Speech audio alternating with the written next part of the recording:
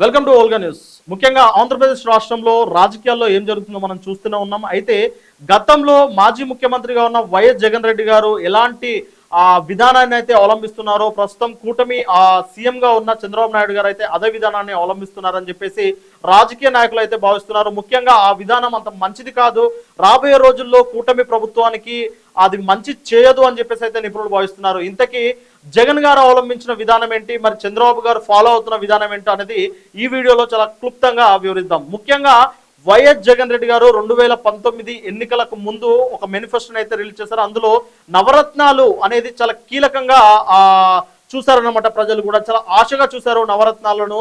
అలాగే 2019 ఎన్నికల తర్వాత 151 సీట్లతో అత్యధిక అంటే మంచి మెజారిటీతో ఆయన ఆ ప్రభుత్వాన్ని అయితే చేపట్టారు. ప్రభుత్వాన్ని చేపట్టిన తర్వాత ఆయన అనుకున్నట్లుగానే ఏదైతే నవరత్నాలు ఉన్నాయో నవరత్నాలను అయితే తాను అవలంబిస్తూ అంటే దాన్ని స్టార్ట్ చేశారు. ప్రతి లబ్ధిదారునికి అయితే అందింది అనమాట.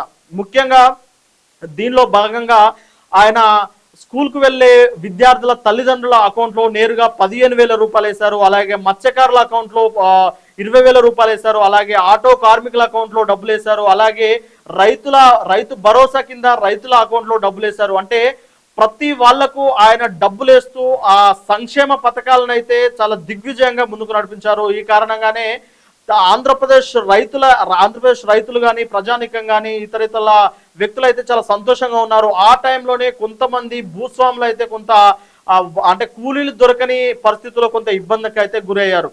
ముఖ్యంగా జగన్ గారు అయితే కేవలం సంక్షేమ పథకాలను నమ్ముకొని, సంక్షేమ పథకాలు అందుతున్నాయి కదా, ప్రతి లబ్ధిదారుడికి డైరెక్ట్ ప్రభుత్వ ఖజానా నుంచి డైరెక్ట్ లబ్ధిదారుని అకౌంట్లో జమ అవుతున్నాయని, ఎలాంటి థర్డ్ పార్టీ లేదు, ఎలాంటి ఎమ్మెల్యే రికమెండేషన్ లేదు, ఎవరి రికమెండేషన్ లేదు, నేరుగా డబ్బులు ప్రజల లబ్ధిదారుల అకౌంట్లో అందుతున్నాయని చెప్పేసి ఆయన చాలా సంతోషం వ్యక్తం చేశారు. అలాగే సంతోషంగా ఉన్నారు.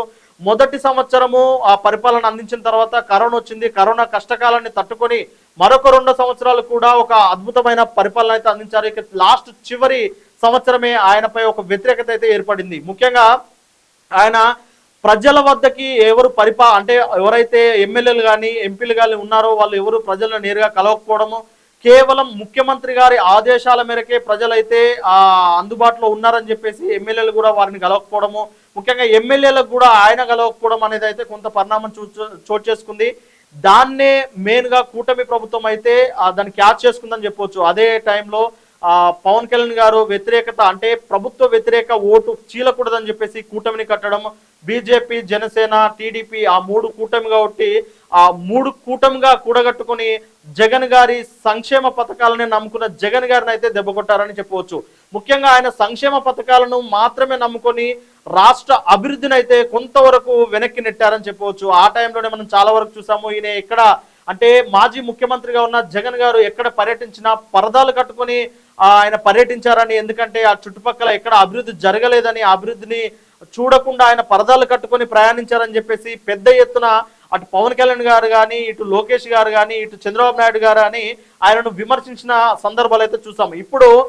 ఇప్పుడు రాజకీయ విశ్లేషకులు ఏమంటున్నారంటే కూటమి ప్రభుత్వం అధికారంలోకి వచ్చి 11 నెలలు పూర్తి అవుతున్న సందర్భంగా మరొకసారి బాబు గారిని అయితే హెచ్చరిస్తున్నారు. ముఖ్యంగా జగన్ గారు ఏవైతే సంక్షేమ పథకాలను నమ్ముకొని ప్రభుత్వాన్ని నడిపారో, సీఎం చంద్రబాబు నాయుడు గారు సైతం అవే సంక్షేమ పథకాలను నమ్ముకొని తన పార్టీని అయితే ముందుకు నడిపించాలని చెప్పేసి ఆలోచిస్తున్నారు. ఇది కరెక్ట్ అయినా అంటే ఇది సరైనది కాదు అని చెప్పేసి అయితే నిపుణులు భావిస్తున్నారు. ముఖ్యంగా ఏ రాష్ట్రానికైనా అభివృద్ధి, సంక్షేమం అనేది 2 కళ్ళలా ఉండాలని, దేనికి ఎక్కువ దేనికి తక్కువ చేయకుండా రెండింటిని చాలా సమతుల్యంగా చాలా బ్యాలెన్స్డ్ గా తీసుకెళ్తేనే ఆ ప్రభుత్వం ముందుకెళ్తుందని, ఇంకా 2-3 పర్యాయాలు ఆ ప్రభుత్వాన్ని ప్రజలు నిలబెడతారని చెప్పేసి నిపుణులు భావిస్తున్నారు. ముఖ్యంగా చంద్రబాబు నాయుడు గారు సైతం సూపర్ 6 అనేది ఒకటి తీసుకొచ్చారు. అంటే ఆ కూటమి ప్రభుత్వం సూపర్ 6 తీసుకొచ్చిన తర్వాత సూపర్ 6 పై ఆ ప్రజలైతే చాలా ఆశలు పెట్టుకున్నారు. అందులో భాగంగానే ఆ రైతులకు ఏదైతే అందిస్తున్న భరోసా ఉందో అది అన్నదాత సుఖీభవ కూడా త్వరలోనే ప్రారంభించి ప్రతి రైతు అకౌంట్ లో పెట్టుబడి సాయంగా 20,000 రూపాయలు అయితే అందించాలని చూస్తున్నారు. అదేవిధంగా తల్లికి వందనం పథకం కింద 15,000 రూపాయలను అకౌంట్ లో వేయాలనుకుంటున్నారు. అంటే ఒక ఇంట్లో 2 పిల్లలు ఉంటే 30,000, 3 పిల్లలు ఉంటే 45,000 ఇలా చొప్పున అంటే ఒక పిల్లవాడికి 15,000 చొప్పున మొత్తం అమౌంట్ అయితే వాళ్ళ అకౌంట్ లో వేయాలనుకుంటున్నారు. అలాగే మత్స్యకారులకు భరోసా ఇచ్చే పథకం కింద, మత్స్యకారుల భరోసా కింద కూడా 15,000 రూపాయలు వాళ్ళ అకౌంట్లో వేయాలనుకుంటున్నారు. అలాగే వీటితో పాటు ప్రతి మహిళకు ప్రతి సాధారణ మహిళకు అయితే 1,500 రూపాయలు నెలకు, అలాగే ఉచిత బస్సు ప్రయాణం, ఇప్పటికే 3 గ్యాస్ సిలిండర్లను అయితే ఉచితంగా అందిస్తున్న విషయం తెలిసిందే. అంటే మొత్తం సూపర్ 6 లో భాగంగా 20 లక్షల అంటే 2 లక్షల ఉద్యోగాల కల్పన, అలాగే మనకు నిరుద్యోగ భృతి కింద 3,000 రూపాయలను, ఇలా ప్రతి సంక్షేమ పథకాన్ని అయితే ప్రజల్లోకి తీసుకెళ్లాలని చంద్రబాబు నాయుడు గారు అయితే చాలా బలంగా అనుకుంటున్నారు.